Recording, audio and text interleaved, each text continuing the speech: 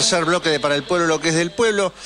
Les dijimos hoy temprano, cuando hacíamos una especie de análisis de lo que está sucediendo en el campo popular, en las calles de la Argentina, con la reacción a las medidas de este gobierno tan devastador, tan de empujar para atrás todo lo que hemos logrado durante tantos años como pueblo argentino.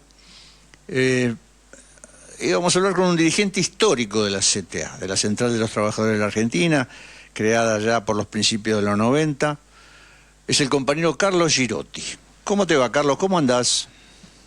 Hola, Guille, ¿cómo estás vos? Todo bien, por suerte. ¿Y vos, de salud, bien? ¿Recuperaste la voz? Sí, recuperé la voz, sí, por suerte. Me mató el aire acondicionado. Ya esta noche ya tenés que gritar los goles de Boca a la noche. Por supuesto que lo vamos a gritar. Bien, bien. Antes de avanzar sobre lo que motiva el llamado, ¿estuviste en Venezuela? ¿Estuviste en la asunción de Maduro? Sí, estuve en la asunción del presidente Nicolás Maduro. No solo yo, quiero decir, éramos casi 2.000 invitados internacionales, llegados de más de 130 países. Realmente fue una fiesta, en el sentido más lato del término, porque a contrapelo de lo que mostraban los canales de televisión, la gran prensa hegemónica de todas partes del mundo, y particularmente la de aquí, de la Argentina, realmente, no solamente en Caracas, en 200 ciudades de la República Bolivariana de Venezuela hubo una fiesta.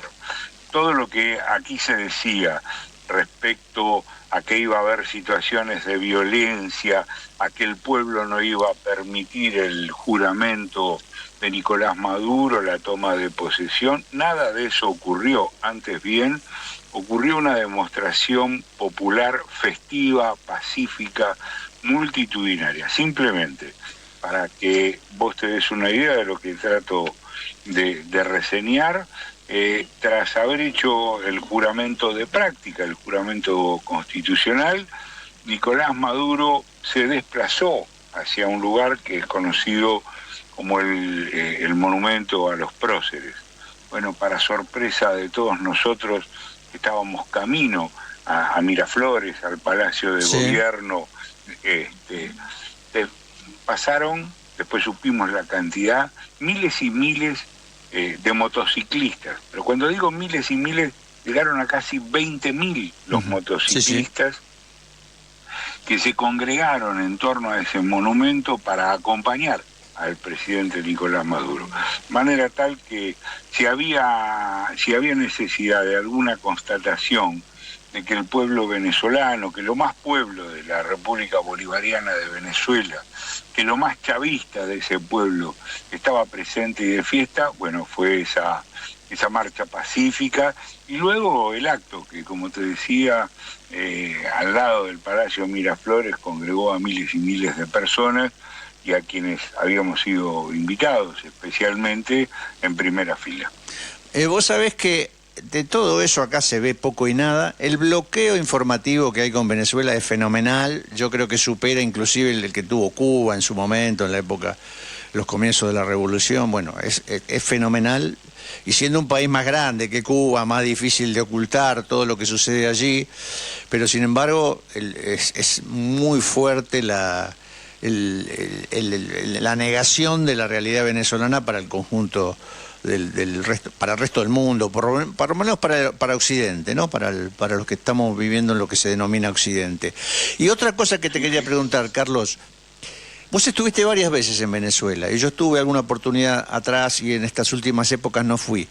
Hubo etapas de esta revolución que tuvieron problemas de escasez, el bloqueo se sentía, hubo una transformación productiva, se quería salir de la empresa monopólica de exportación de alimentos y tener alguna provisión propia de alimentos, y según la información que yo tengo, y te pido que me lo confirmes, empiezan a aparecer en Venezuela productos venezolanos, alimentos esenciales, porque recordemos que la Venezuela previa al chavismo no producía ni leche. O sea, recuerdo cuando Cristina le manda la famosa vaca lechera para que puedan producir leche y reproducir las vacas, ¿no? Bueno, es tal como vos lo describís, Guille, ¿eh? Es Sí. exactamente así, porque lo que ocurrió en ese momento, la escasez derivada del bloqueo, del brutal bloqueo que se estaba produciendo, a partir de 2022 comienza un proceso de recuperación. ¿Por qué empieza ese proceso de recuperación? Bueno, porque Estados Unidos decide, sobre todo Trump, decide que debe comprarle petróleo a Venezuela, porque si no su política de favorecer la industria nacional para ganarle la competencia a los chinos, sin petróleo no lo podía hacer. Entonces levanta el bloqueo literal que tenía con las compras de petróleo, y esto supone un ingreso de divisas a Venezuela que se ha mantenido inalterable hasta ahora. Es verdad que en la Asunción el presidente norteamericano dijo que bueno, que le iba a cortar el chorro a Venezuela. Yo creo que hay que esperar a que eso se demuestre. Sí. Nada indica que esa retórica violenta, brutal, salvaje, que enarbola el nuevo presidente norteamericano pueda producirse o realizarse o materializarse del día a la noche, si en realidad lo que quiere es dinamizar las industrias nacionales norteamericanas para ganarle la competencia y los mercados a los chinos. Sí, es cierto. Lo comentábamos recién con otro compañero que viaja mucho a Venezuela, que me decía lo mismo, que Trump tiene que hacer eso. Ahora, no lo tiene fácil dentro de Estados Unidos, ¿no? Porque el proceso de desindustrialización de Estados Unidos ya lleva muchas décadas. Lleva desde la época de Reagan y todo ese proceso. Se han acumulado mucho tiempo y la desocupación, la pobreza en los Estados Unidos crece exponencialmente, y revertir eso no va a ser nada sencillo para Trump. No lo fue durante su primer mandato y ahora lo va a ser también difícil. Me da esa impresión, ¿no? Eso es lo que analizábamos hace un rato. Eso es cierto. Sin embargo, yo quisiera hacer una postilla a estos comentarios que comparto. Y es lo siguiente. No hay que subestimar lo que está ocurriendo en Estados Unidos y a escala global. Es verdad, hay muchos compañeros, y en el caso de Venezuela ocurrió un congreso, la Internacional Antifascista. Bueno, yo quiero aclarar frente a esto. Estamos en presencia de una derecha brutal, salvaje, que no trepida en destruir fuerzas productivas a escala global, porque efectivamente la disputa que le está imponiendo China, y junto con China los países integrantes de los BRICS, es un grave problema. La única manera que tienen de acumular ganancias, riqueza y reproducir el capital es destruyendo fuerzas productivas. Esto se está dando a escala global, y por cierto Trump encabeza esta cruzada. Pero de ahí a pensar que estamos frente a una nueva dimensión del fascismo, me parece que hay un tranco largo. Yo comparto eso, Carlos. Claro, esto no significa que no sean derechistas, que no sean brutales, que no sean salvajes, que no sean crueles, lo son. Pero la idea del fascismo nos remite en términos de resistencia a la constitución de un frente popular, a escala y semejanza de lo que ocurrió durante la Segunda Guerra Mundial. Y nosotros, en América Latina en general, y en la Argentina en particular, hace rato que venimos delegando en fracciones de la burguesía el comando del frente ante los grandes monopolios, ante los grandes grupos de poder. Y me parece que es hora de pensar en otra escala de la acumulación política y en otra estrategia de poder, que básicamente tiene que enfrentar a una propuesta neocolonial.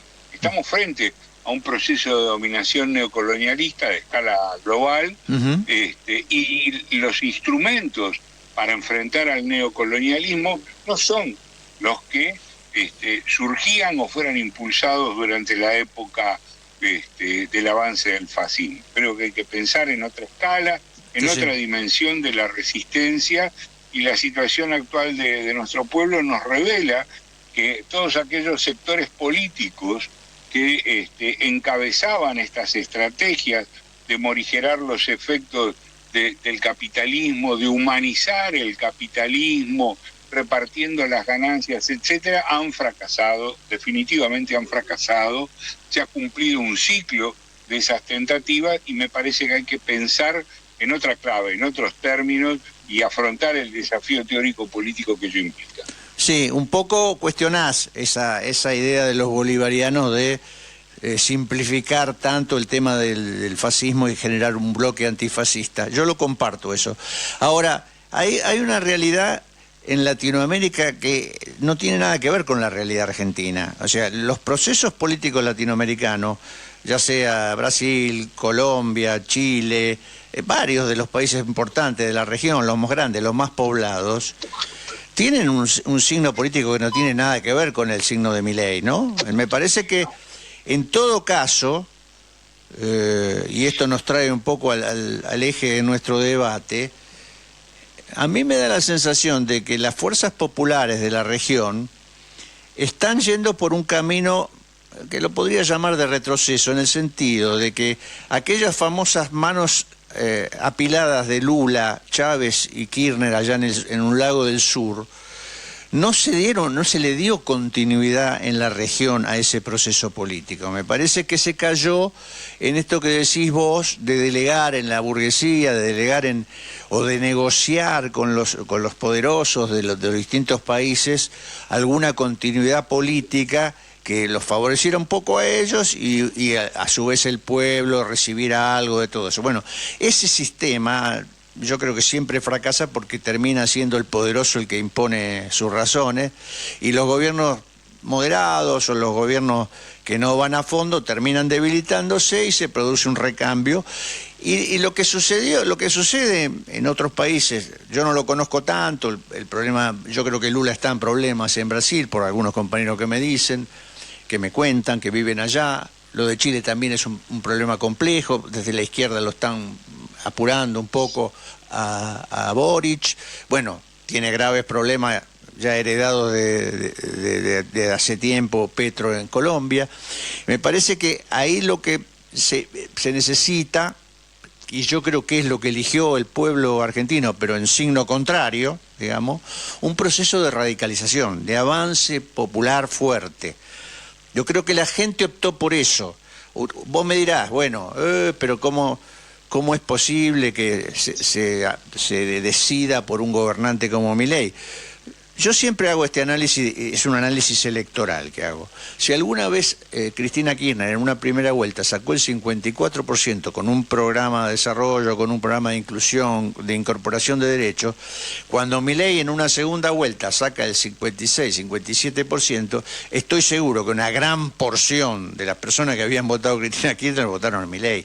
Entonces, digo que hay una porción de la población que es voluble, que cambia, que fluctúa, y que nosotros tenemos que seducir a esa población con un proyecto que apunte a cambiarle la vida, que retome un poco las banderas de Néstor, bueno, ni hablar de las banderas históricas de Perón y Evita, los cambios profundos de la Argentina. Yo creo que esa discusión hay que darla con algunos compañeros que siguen creyendo que se puede negociar con los poderosos. No sé cómo lo ves vos, Carlos. Lo veo de forma parecida a vos, pero hago algunos énfasis, algunos subrayados que le dan otra tonalidad a la intervención. ¿Cuáles serían? Bueno, yo creo que no se ha avanzado más en esos procesos, simplemente no por un problema de buena o mala voluntad, ni siquiera por cuestiones como las que se aligan de la correlación de fuerzas. Por el contrario, yo creo que los procesos populares que vos mencionaste, y en particular el nuestro, tenían como base, como lógica de construcción del poder popular, que había una posibilidad de derrota del neoliberalismo y que esa posibilidad de derrota, el post-neoliberalismo, significaría un mejoramiento en las relaciones capitalistas de producción. Y por lo tanto se volvería a ese mítico miti-miti, 50-50, 50 y 50, sin considerar que el proceso de acumulación a escala global ha tenido otro régimen, que es el régimen de la financiarización del capital. Entonces, frente a esta realidad, no es que no se quiso avanzar o que no se pudo avanzar. Los límites estructurales de esta lógica de poder son los que efectivamente impidieron construir lo que realmente se necesitaba, que era una nueva radicalidad. Y esa radicalidad no podía ser sino una radicalidad que pusiera en cuestión al sistema de dominación y al régimen de explotación y opresión vigente en la Argentina. Sin hacer esto es imposible pensar en lo otro, para decirlo en términos de la histórica marcha peronista, combatiendo al capital. Bueno, esto no se hizo, efectivamente. Se le puso algunos cotos, se les puso algunos diques de contención, se les obligó a ciertos zigzags, a ciertos retrocesos, pero combatir al capital no se lo combatió.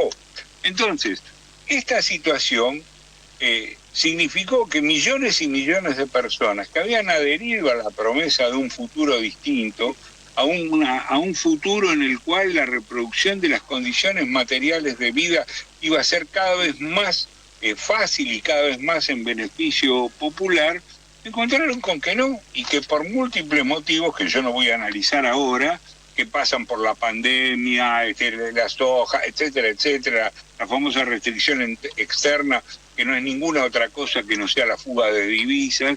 Bueno, una serie de cuestiones que hacen al funcionamiento estructural de la economía argentina, bueno, terminaron siendo la causa de ausencia de una dirigencia política,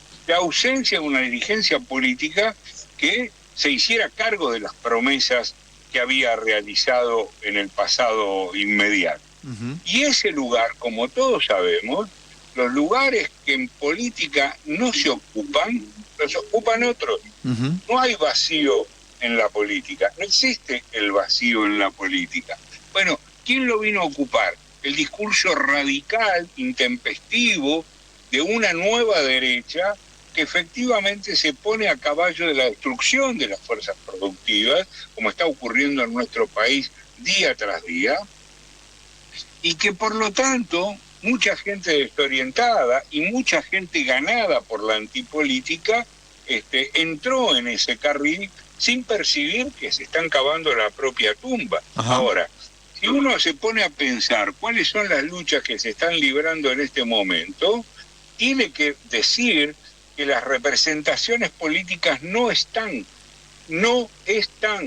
Los representantes políticos de esas representaciones políticas que entraron en crisis no están a la cabeza de la lucha por los despidos.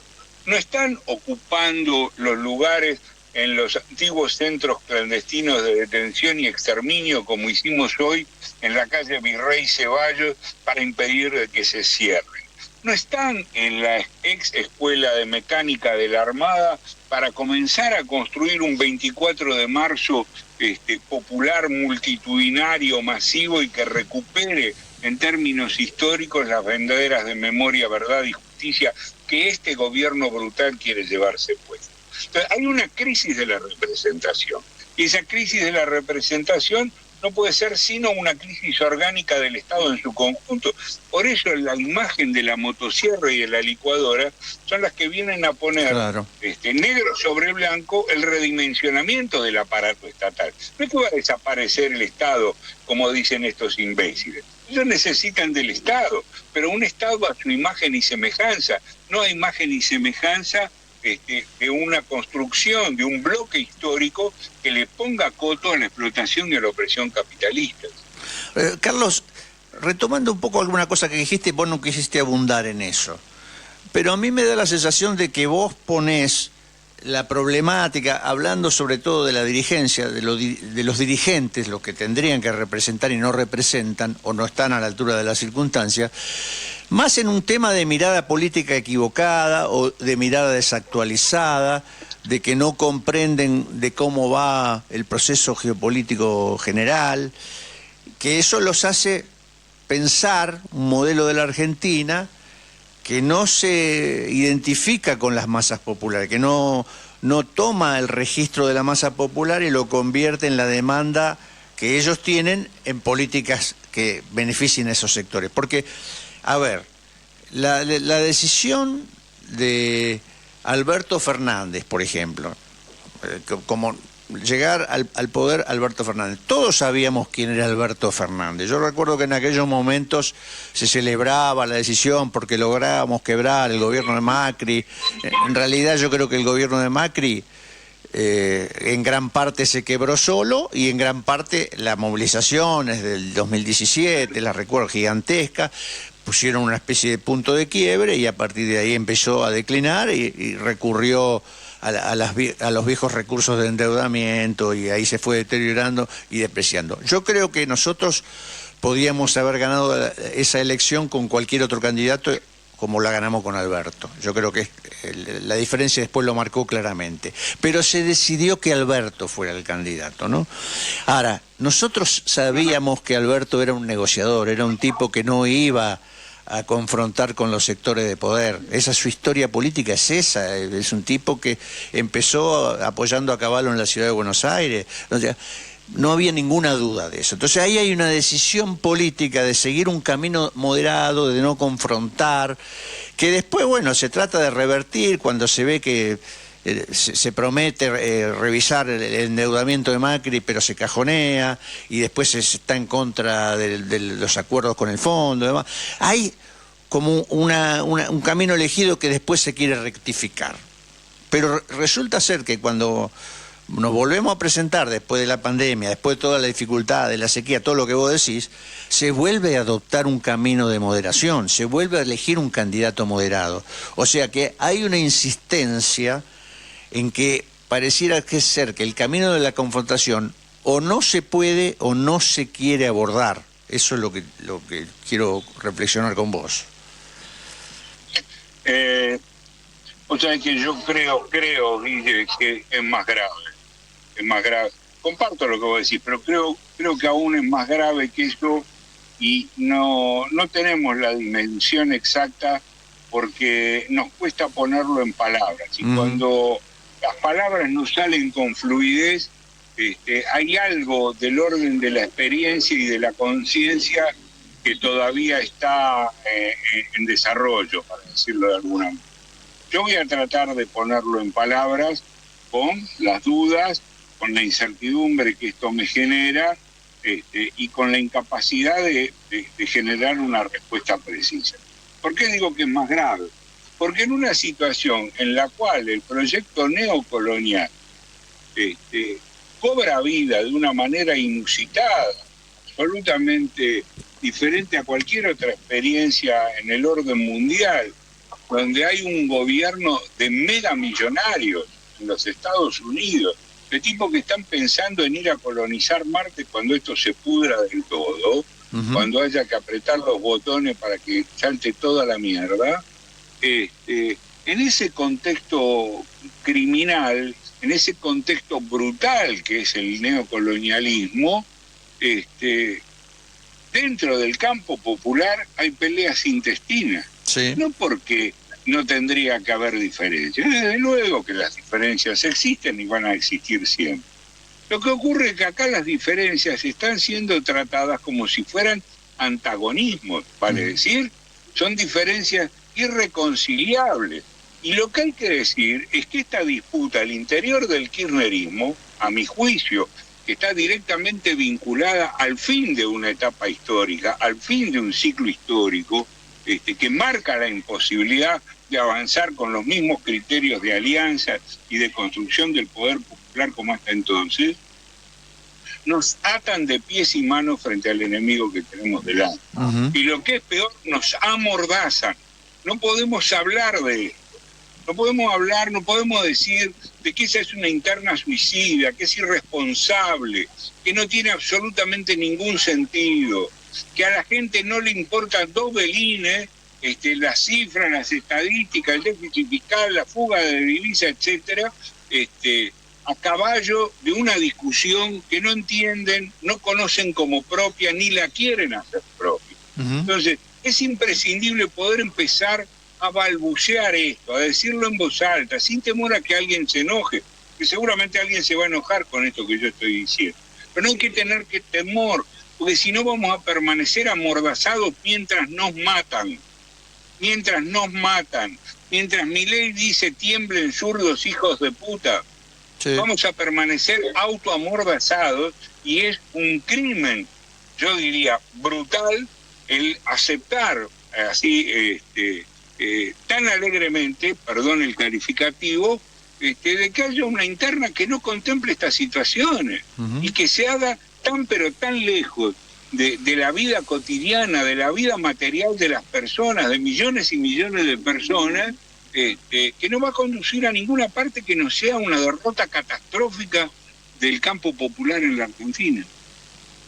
Sí, yo lo comparto totalmente, y yo creo que si hay una confrontación en la cual hay posiciones irreconciliables, yo creo que lo que cualquier agrupación política, lo que cualquier agrupación gremial, cualquier movimiento social debería hacer, contribuir a que eso se resuelva lo más rápido posible. O sea, si es necesario que un sector se imponga sobre otro, bueno, que se imponga un sector sobre otro. Lo que no podemos estar en permanente discusión, en permanente confrontación. Porque No, Guille, pero yo no le tengo miedo a esa disputa. Que un sector se imponga a otro es producto de la lucha política y está todo bien. Sí. Ahora, ¿cuáles son las condiciones de esa supuesta victoria? Las condiciones de esa supuesta victoria son la construcción, la constitución, la convocatoria a un frente de liberación nacional y social, como lo quería John William Cook, o es una nueva vuelta carnero en el aire para hacer de cuenta de que no pasan. Sí, a repetir la historia de antes, ¿no? Que no sea eso. Claro. Bien, coincidimos totalmente, Carlos. Eso es lo que hay que hacer. Lo que pasa que hay actores, hay algunos compañeros, yo lo voy a nombrar, el gobernador de la provincia de Buenos Aires propone nuevas canciones, yo le agrego que también la gente demanda nuevos intérpretes, no solamente nuevas canciones. Y me parece que eso no quiere decir, yo soy grande, no hago ninguna invocación a la juventud por la juventud misma, pero sí evidentemente hace falta una renovación política que puede incluir personas que no sean tan jóvenes, pero que tienen que ocupar un lugar nuevo y una propuesta nueva. Yo creo que ese es un buen... Que nos convoquen a todos al 24 de marzo, Guille. Esa es una buena... Que pongan el pecho adelante de las ideas. Exacto. Que se pongan, que no se saquen más selfies. Exacto. Sí, que no aparezcan más diciendo lugares comunes. Quiero que nos convoquen el 24 de marzo a llenar las plazas de toda la República. Quiero que se pongan al frente de eso. Si me dicen que se ponen al frente de eso y que esta es la manera de construir una respuesta orgánica, popular, frente a la explotación y a la dominación neocolonialista, yo voy a estar ahí, voy a ir a cebar mate a la reunión. Tomamos la idea y la ponemos como horizonte, Carlos. Bueno, muy bien. Un abrazo fuerte.